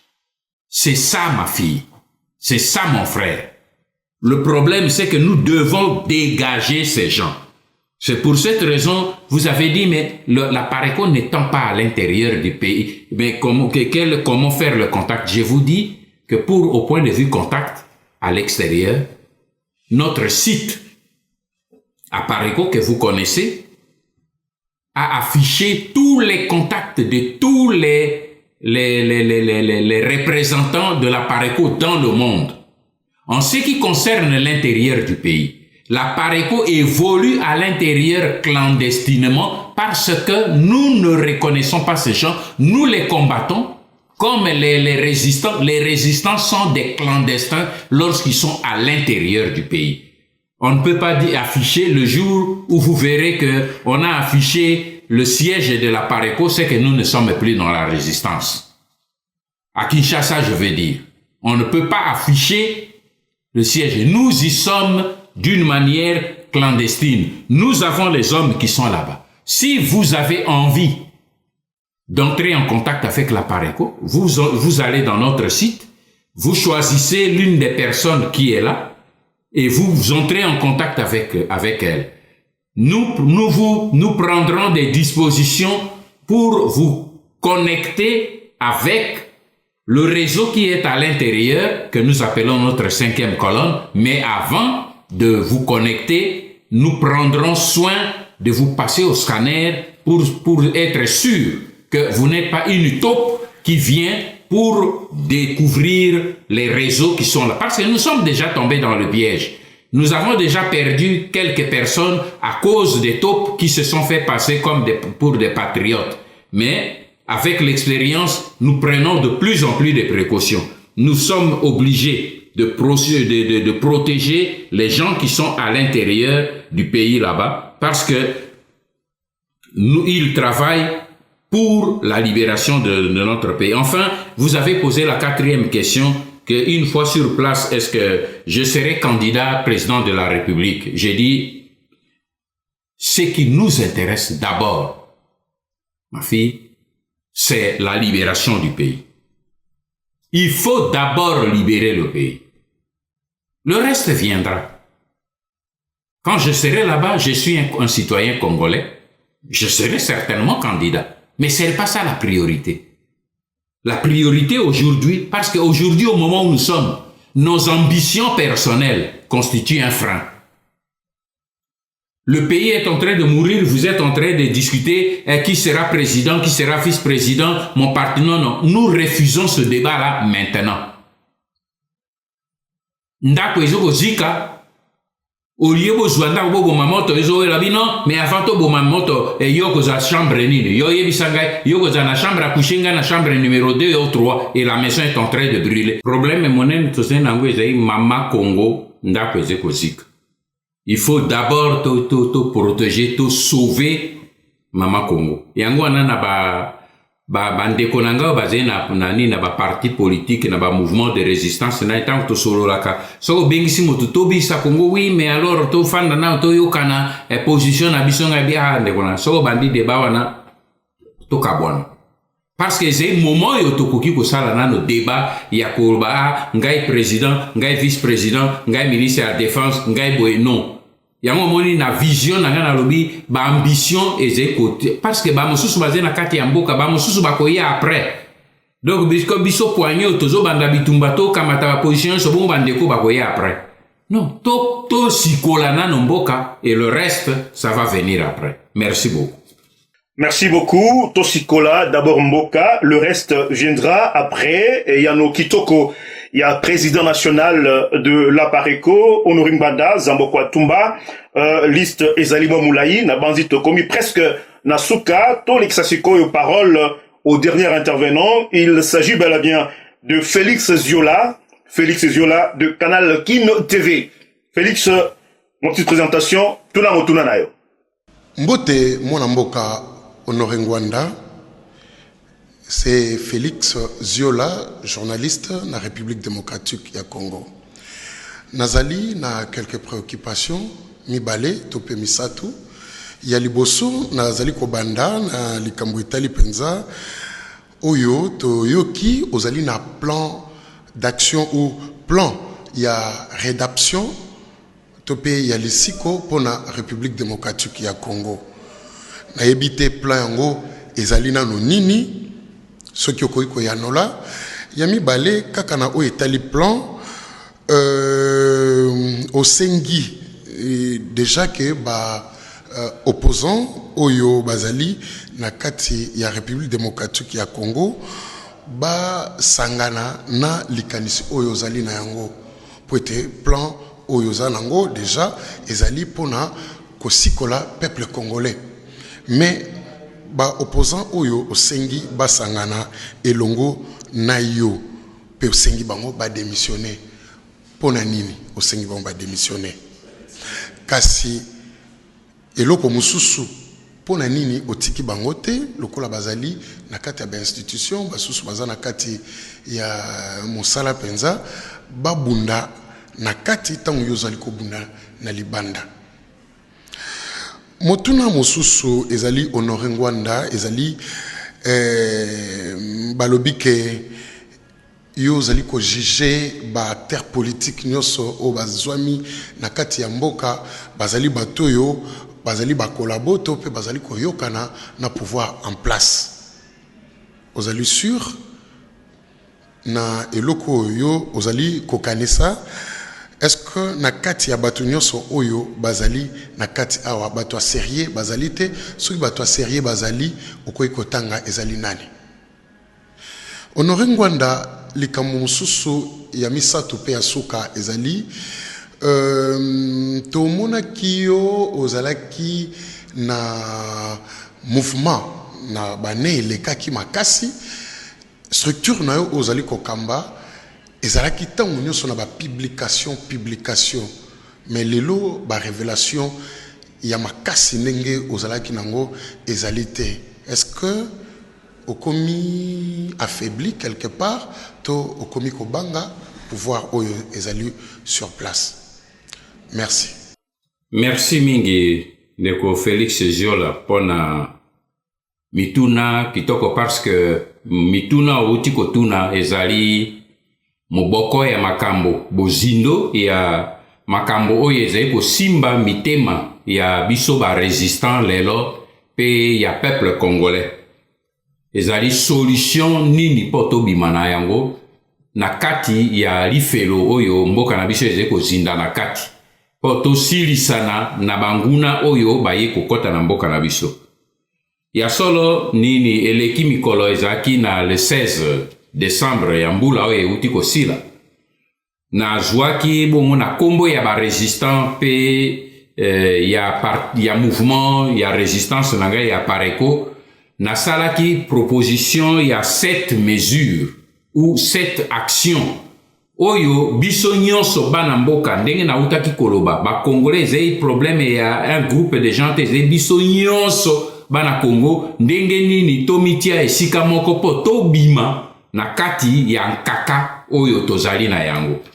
Alors ndenge otuni ngai pe na ba question mosusu otuni ekokota na kati ya ba je ko concerner ba mesure sambo wana na komeka kolimbola na bombangu mesure moko pe na kanisi na kati okozwa réponse na ba sous question oyo yo otuni. Ma mesure sambo wana ezalaki nini?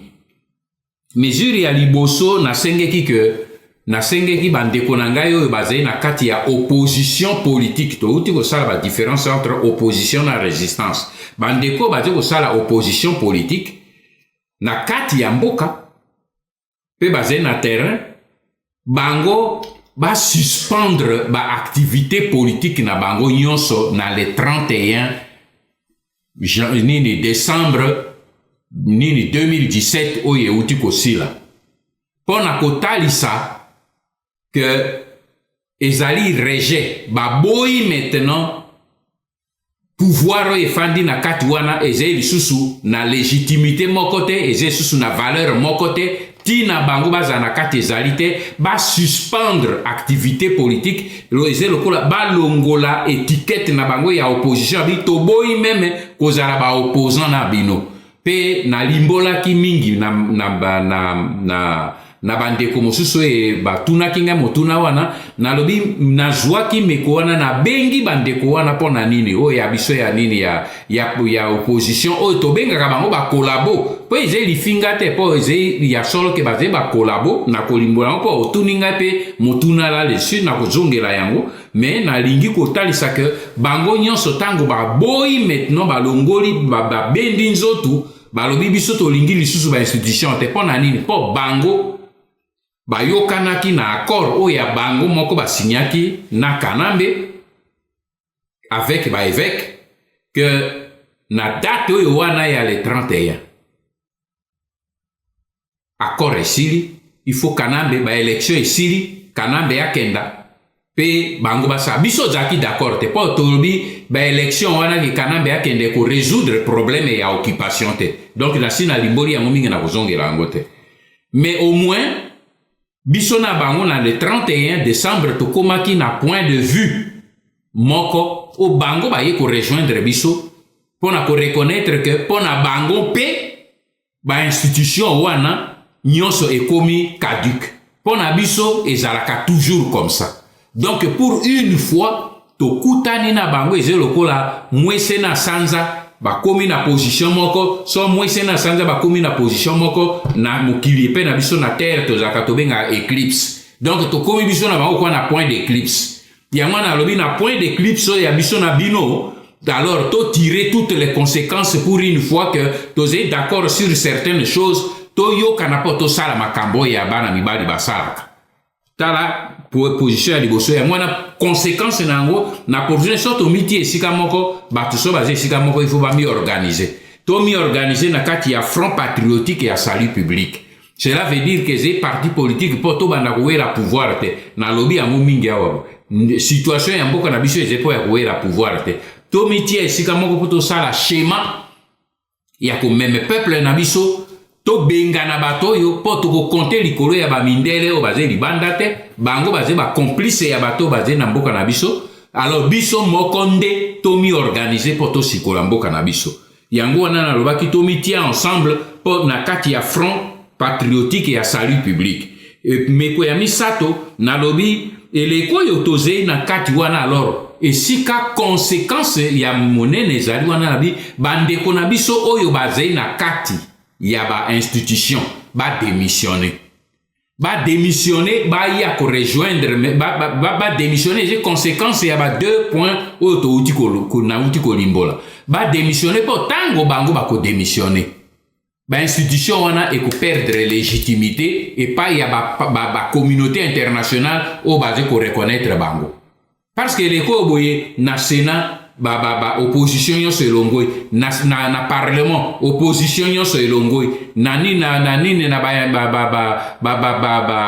ba entreprise nani opposition yo se bimi ba institution est commis bloqué po est commis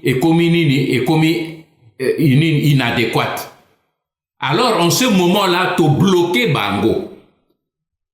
Et ils allaient ni mesure momentanée. Yango no moni motoko Martin Fayulu à comprendre yango.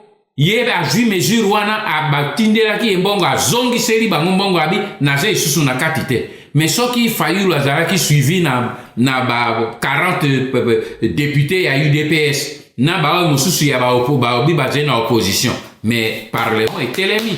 Mais au monde a nini ce qui bango balobi kaka tozo séché ni parlement batambu seri bango ba enveloppe. Donc voilà mesure ya misato oyo na proposaki mesure ya mine na lobaki lokola soki to ba bimi na ba institution de l'autre côté to banda maintenant ba action populaire action ya liboso ezali désobéissance civique to benga ba peuple nyonso ya Congo ba congolais nyonso to kota na désobéissance civique c'est-à-dire ko to sali susu ni mitindo ya bapaya te kotosa kobanda ko saboter ba mesure nyonso eza na ba ministère na ba nini ba fonctionnaire ba na kati ya ministère kuna kobanda ko bloquer ba circulation ya ba document na ba nini na banque centrale na nini na ba banque nini commerciale ba bandi ko bloquer ba système mboka ekoko manini bloqué. En ce moment les institutions ba komi na kaka. Na kamati mesure ya mine na lobi eleko wana to bengi sa sikoyo boye ba soda na ba policier na ba agent ya service ndenge zalaki na Égypte osomono ndenge tozo ba problème ba durée et tout ça ndenge zalaki na Égypte ba ya komisunga ba ya kosunga peuple ye moko e kosimba te armée ye moko pe lelo e kosimba te komi coup d'état pe oyebi que pour ça la coup d'état il faut la plus fort au kokio bomba boma kanambe mais batu ya kanambe baza so bazali plus nombreux ba militaire ba kosimba te oyebi que na ba camp excusez na ba camp militaire mingi ba désarma ba soda la biso mais lelo yo ba fungoli miso Peto yebi eloko nini en tant que basoda bango bakoki kosala po baya kosunga peuple mais il faut d'abord une structure biso ba politicien biso ba sunyo surtout to organiser peuple na uté kolobela bino problème ya organisation to organiser peuple à la structurer logistique makambonyo surtout bato ba poser transport ba meneur ba bureau ko belé na kolobango ate ko attirer attention notre nyonso wana ezalaka structure boko sala yango na ba commission oboze ko lengele ni n'importe mokolo yo circonstance et ko permettre que déclenchement ya nini ya soulèvement et salema bozali déjà prêt talatino na zolo baketo sala mosala en amont ezali yango wana alors na lobaki nini to benga nini ba soda ba nini bazala prêt pour na kosunga peuple pour jonction il faut salema branche militaire na branche civile nyonso esika moko basango banyango ba jeune ba sportif na nini nyonso esika tokokita na mboka Kinshasa ville ya 12 millions soko 6 millions bakiti na Kinshasa na nini na nzela pe basimbi ba institution makambo esili yango wana tolobaki na sali na 6e nini 7e mesure na lobby nini na 6e mesure pardon na lobby il faut que benga ba nini peuple tango ko telema e ko zala pona ko simba ba institution e ko zala pona ko kende ko tambola ba na balabala bozongi ndako te non ko simba ba institution pe ko bloquer yango ko siéger yango jusque chute ya régime wana e ko selma jusqu'à ce que ba paya ba kimimboka pe salemi bi pay mosusu e ko salema pe pay mabiso. Enfin, il y a un baki 7e mesure. Et les koyoboye, et ko sala ke mokolo yoboye, peuple a telemi pe a bandi marche, wana pona ko simba ba institution, libanda, diaspora mobimba, ezala ba ambassade ya ba ville minene ya mokili, et sike ezali, ba résistant baze libanda na diaspora, bango pe bake ko simba, ba ambassade wana ezali symbole ya territoire congolais, ou ezali na étranger, pour que état lisana mokili que makambo bazo okakuna na Congo et seulement ba congolais intérieur te mais epé ba bazé libanda bango nyonso ba koniti esika moko tala ndeko na ngai Félix Ziola nini les 7 mesures pe ba question yo tunaki pona nini ozwi ba réponse na pesi ba réponse nyonso na kati opposer la question na ya mibale olobi eze pona nini na kolabo obi me batu nyonso eske na benga bango ejeka ba kolabo leki nalingi d'abord na limbola yobo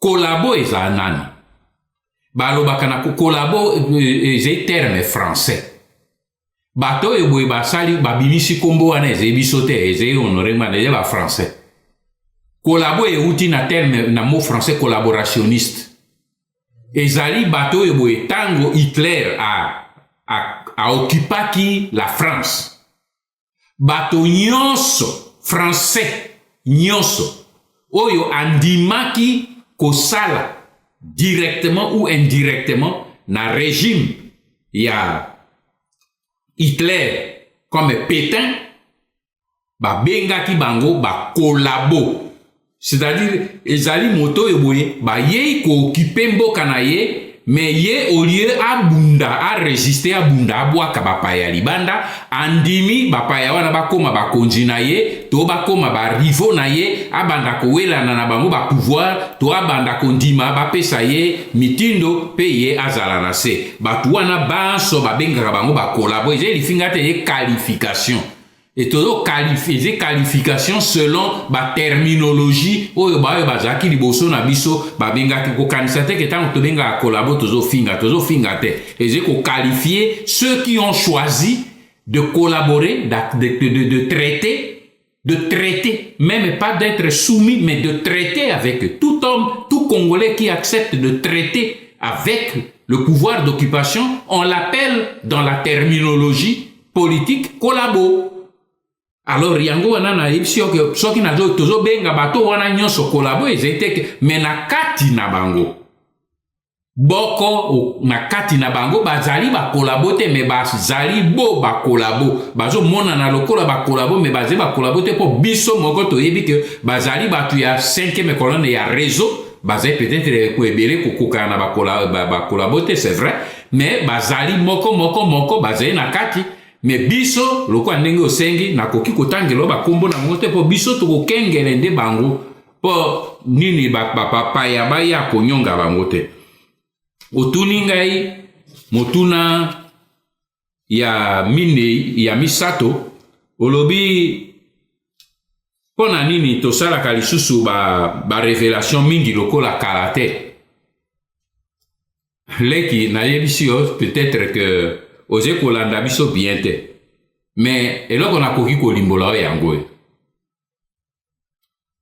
na lobaki ne bandeli na motuna na bino ke etumba na biso to esali 3 étapes ya liboso ezaki ya information étape ya mibale ezaki ya conscientisation étape ya misato ezali ya mobilisation ba étape mibale oyo ya liboso ezaki ba étape ya révélation parce que na étape ya information na komi ba livre na bimisi ba preuve po epesa bino la bonne information étape ya conscientisation ezaki leko na ye ko créer apareko to bandi ko créer ba mouvement po na ko luka ko pesa maintenant nini na kati ba enseignement po ba to ba prendre conscience ndenge nini to banda ko mi organiser po to luka ko transmettre ba information to zena mona ba ndeko yo boze na kati ya mboka pe to créer une mayonnaise une dynamique que même peuple a mis soulevé et les lois yoboye ba formation et conscientisation ça les peuple a bandi côté élément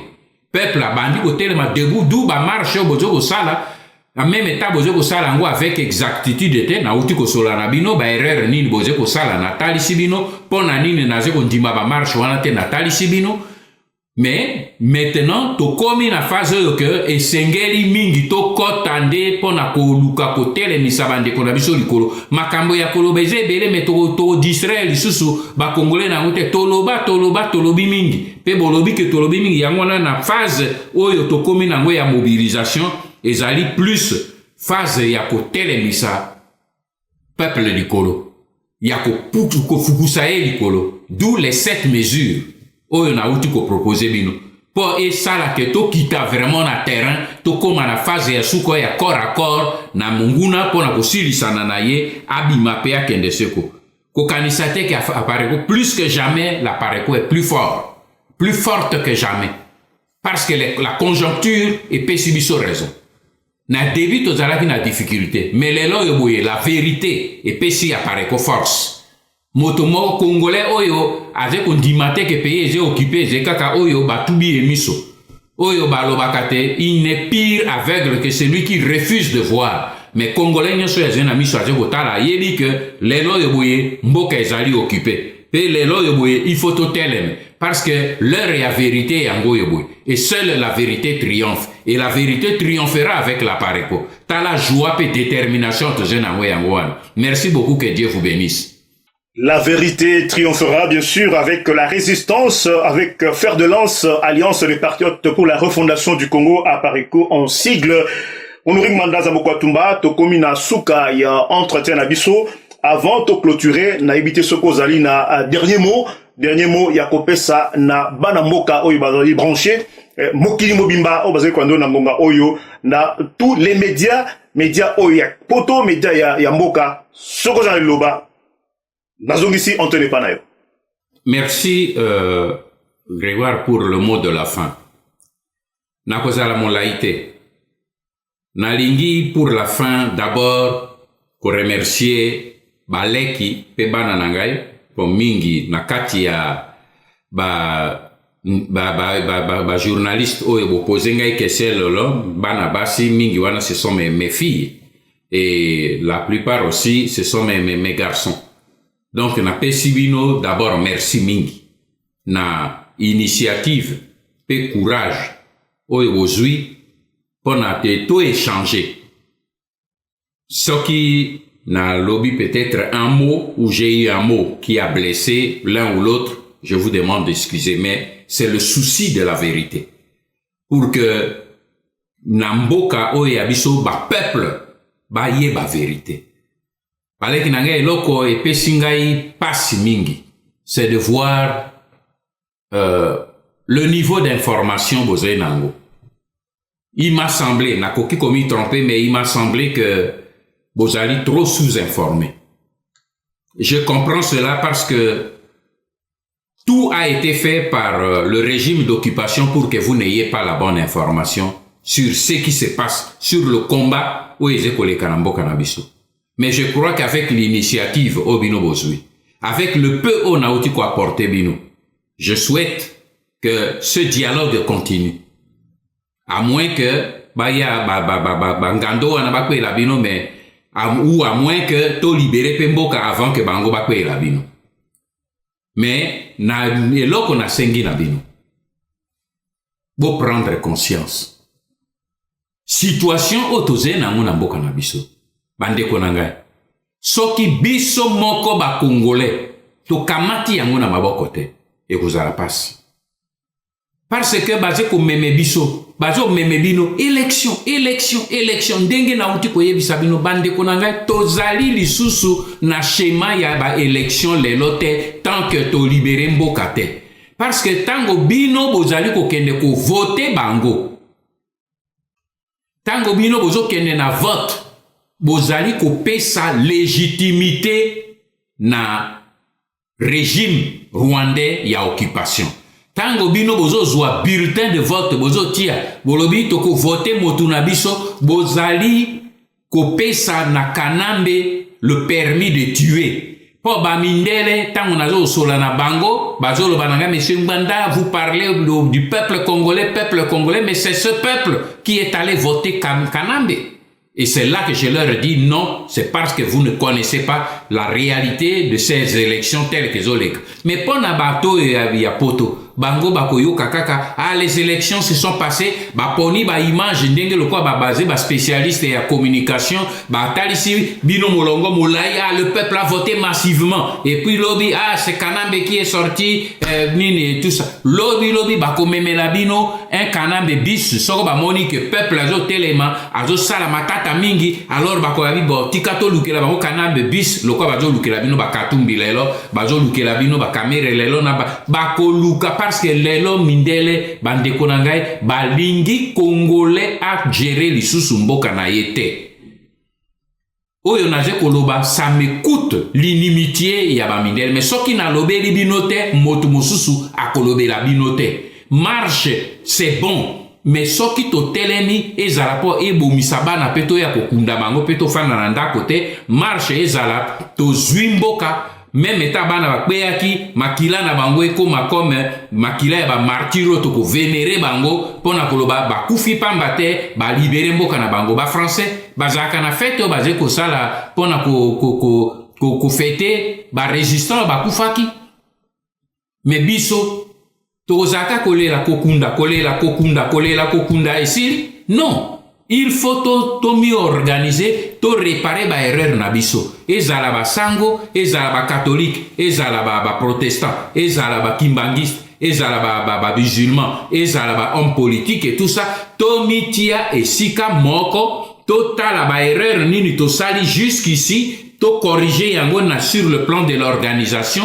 motu a intervenir na domaine oyo azali spécialiste parce que na Congo na biso batu nyonso kaka mandefu na mandefu oyeba te nani aza spécialiste na domaine nini il faut oyeba kozala motu na domaine na yo soda domaine na yo eze ya yo na ba Facebook motu nyonso akomaka militaire stratège militaire ezaka boye te ba problème militaire na stratégie militaire tikela ba militaire ba problème ya nini ya communication ba spécialiste ya communication ba kota na kati ainsi de suite na ba domaine wana po tango tokotia nini ba spécialité nyonso esika moko organisation kozala solide pe toko libere mboka tango toko libere mboka biso moko bana Congo toko régler maintenant problème ya gestion ya Congo avec ba leader ba ko gérer ba animateur ya ba institution biso moko nzambe abatela biso pe tokolonga ingeta que Dieu vous bénisse. Ingeta, que Dieu vous bénisse aussi. Honoré Ngbanda, Zamboko Atumba, voilà, des bonnes choses souvent ne durent pas. Malobaya Mpaka, Malobaya Boigna, c'est la fin de ce face-à-face. Honoré Ngbanda, Zamboko Atumba, le président national de la Pareco, en face-à-face avec la presse quinoise. Avec Baninga Nangaï, ma confrère, ma consoeur de la presse quinoise, to couvrir ce soir les points saillants d'actualité, notamment la position de la Pareco face aux actions du CLC, bien sûr ces actions en RDC, MP, na diaspora. Nous avons aussi passé en revue cette mesure de la résistance patriotique congolaise proposée par Honoré Ngbanda pour mettre fin à l'occupation dans notre pays. Na Mwanamboka Honoré Ngbanda, na Baninga Nangaï, ya presse quinoise, tunape ou tunimitunaa, ou peut couvrir Maloba Oya Motuya concernant le soulèvement populaire au Ezali comme panacée pour Nakobik Sambo Kanabiso, les raisons pour lesquelles la résistance congolaise Ezali commis opposée catégoriquement la participation du peuple congolais dans une mascarade électorale déjà biaisée. Honoré Ngbanda a Enulipe Mituna au Ezalaki posé même sur son passé politique, il a été clair. Merci beaucoup. Na boulangna nyonso bozala ki branché mokili mobimba na kombo ya ba confrère na ba consoeur nanga ya ba média patriotique mpe ya ba patriote résistant mokili mobimba na pesibino obotondi ngai wabino Grégoire na ko retrouver bino na ba entretien prochain avec le leader de la résistance. Paix et bonheur, longévité chez vous. Bonsoir.